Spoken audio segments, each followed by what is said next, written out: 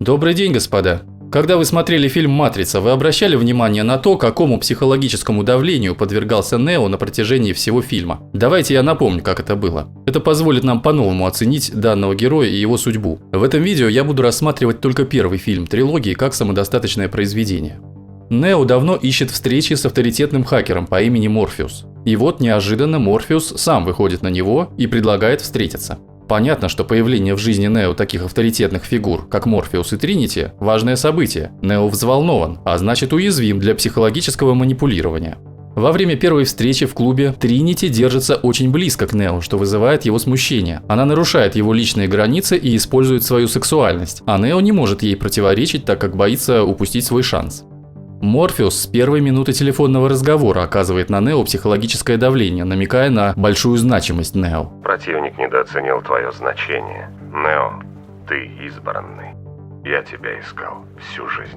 Ну что, хочешь встретиться? Представьте, что, скажем, ваш любимый музыкант, с которым ваши миры вообще не пересекаются, вдруг выходит на вас и начинает подпитывать ваше самолюбие. Откровенно льстит вам. Неплохая атака, не правда ли? Кто после этого не захочет встретиться? Во время второй встречи Тринити и Свитч уже используют легкое запугивание и играют в плохого и хорошего полицейского. Выбирай одно из двух. Слушайся или топай. Постой, Нео. Ты должен мне верить. Тебе туда не нужно, я уверена. Морфеус подчеркнуто дружелюбен. И снова он постоянно льстит Нео. Это честь для меня? Нет. Честь для меня. Пожалуйста, проходи, садись. Ты похож на человека, который ничему не удивляется. Объясню, почему ты здесь. Потому что ты что-то понял. Примешь синюю таблетку, и сказке конец. Примешь красную таблетку, войдешь в страну чудес. Морфеус пустыню реальности называет страной чудес. Это же просто введение в заблуждение.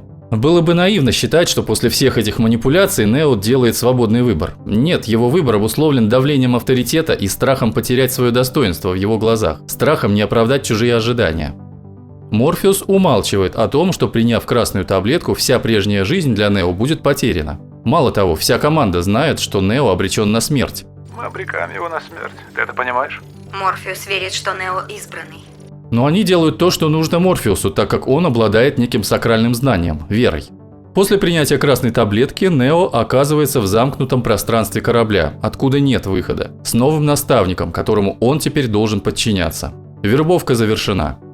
Далее Морфеус рассказывает Нео о реальном мире. И здесь важно то, что Нео вынужден верить наставнику на слово. Все, что мы вместе с главным героем узнаем о ситуации на планете, о войне с машинами, о Матрице, является лишь историей Морфеуса. И трезво мыслящий человек имеет полное право в ней усомниться. В самом деле, реальность Морфеус демонстрирует Нео в программе-симуляторе. Спрашивается, а разве эта картинка реальности не могла быть тоже симулирована? Я сам не верил, а потом увидел поля собственными глазами. После этой фразы Нео уже не может попросить посмотреть на все своими глазами, ведь тогда он поставит под сомнение авторитет Морфеуса, а он не хочет показаться глупым. Вера – один из главных мотивов фильма. Причем это вера Морфеуса, вокруг которой вращаются все события. Морфеус ведет людей туда, куда указывает его вера, а его соратники делают то, что он скажет, ведь у них нет выбора. К концу фильма все герои должны убедиться в том, что их лидер был прав. Следующий этап подготовки – определение внешнего врага. Матрица – это система. Система и есть наш враг. До тех пор, пока эти люди – часть системы, они все наши враги. Как видим, Морфеус действует по принципу «цель оправдывает средства». Для него смерть людей, не готовых выйти из Матрицы, вполне допустима. И Нео впоследствии будет действовать по этому же принципу. Спасая Морфеуса, он вместе с Тринити будет убивать простых людей. Если ты не один из нас, то один из них. Это жесткое деление на своих и чужих очень важно, и в дальнейшем я покажу, какому типу сознания оно соответствует. Пифия – еще один авторитет, который должен повлиять на самосознание Нео. Вообще, наличие этого персонажа не вписывается в логику фильма, ведь Пифия – это программа. Если она на стороне повстанцев, то это означает раскол в интеллекте Матрицы. Она поводырь Нео. Она укажет твой путь. Но это значит, что она управляет действиями людей, влияет на их волю. Почему тогда ей можно доверять? Ответа в первом фильме нет. И на месте Нео мы вполне бы могли заподозрить Морфеуса и Пифию в сговоре. Поведение Пифии – это кульминационная точка морального давления на нашего героя. Сначала она дружелюбна к Нео. А ты очень занятный. Не зря ты ей нравишься. Потом сообщает ему, что он не избранный, и показывает, что разочарована. Дар у тебя есть, но кажется, ты чего-то ждешь. Но стоило только Нео облегченно вздохнуть, ведь теперь он свободен от ответственности за спасение человечества. как она обрушивает на него еще больший моральный груз, ставит его перед выбором – умереть ради наставника или взять на себя груз вины за его смерть. Кто-то умрет, он или ты, а кто – тебе решать. Воистину, это восхитительно. Методично капать человеку на мозг, чтобы тот в определенный момент стал готов пожертвовать своей жизнью. Спасение человечества ведь не подразумевает обязательной гибели героя, ведь так? Но теперь ставки повышаются до максимума, и это конечная точка подготовки Нео – готовность пойти на смерть.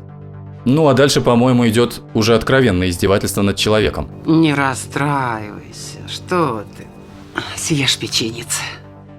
Старания Морфеуса и Пифии дают свой плод. Нео доходит до нужной кондиции. После того, как агенты захватили Морфеуса, Нео вызывается его спасти.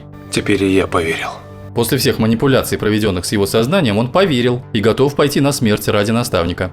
Ну а дальше, как мы знаем, вместе с Тринити они освобождают Морфеуса, убив по пути пару десятков простых людей. Как видим, если в прежней жизни Нео его непосредственный доступ к реальности был заблокирован матрицей, то в его новой жизни доступ к реальности ограничен идеологией Морфеуса. По сути, Нео променял шило на мыло.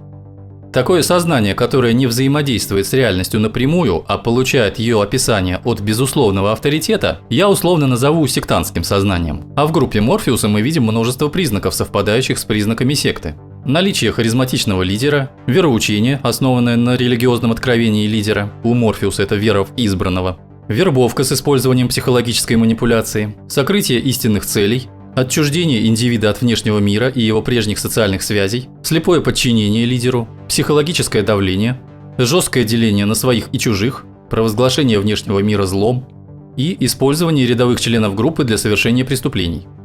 Мы вплотную подошли к тому, чтобы назвать Нео его настоящим именем, но прежде я приведу самый важный факт из фильма, который будет главным моим аргументом.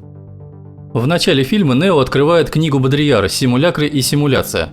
В этой книге Бодрияр описывает систему современного культурного общества и говорит, что терроризм был бы единственным средством для выявления методов тотального контроля, если бы система также не ассимилировала его, превратив в один из симулякров. Например, когда правительство само же производит теракты, чтобы подтвердить наличие власти в обществе. Многие из вас слышали о некоем мифическом первоначальном сценарии, в котором борьба людей с матрицей тоже являлась частью матрицы. Думаю, что существование такого сценария очень даже вероятно по следующей причине. Вачовски могли бы таким образом выразить мысль Бодрияра, показать, как система ассимилировала в себя терроризм, то есть сделала терроризм лишь средством самопроверки на наличие ошибок. Соответственно, в первом фильме воплотился только первый тезис философа. Тезис о терроризме как средстве для, так сказать, пробуждения порабощенных системой людей. Таким образом, Нео – это террорист.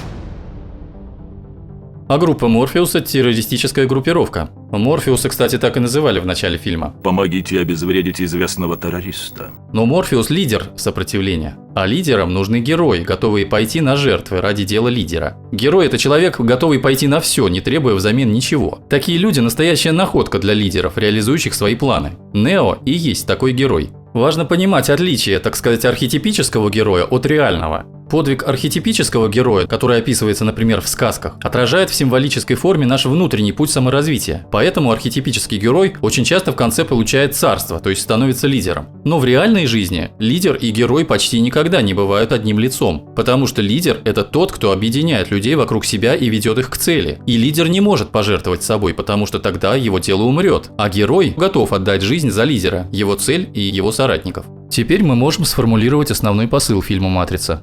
Ты можешь стать таким же крутым борцом с системой, как Нео, если будешь безоговорочно верить своему наставнику. Или так, настоящий герой всегда верит своему наставнику. Думаю, не нужно объяснять, какой вред может принести эта идея молодому человеку, мечтающему о подвиге, если она станет его бессознательным жизненным сценарием.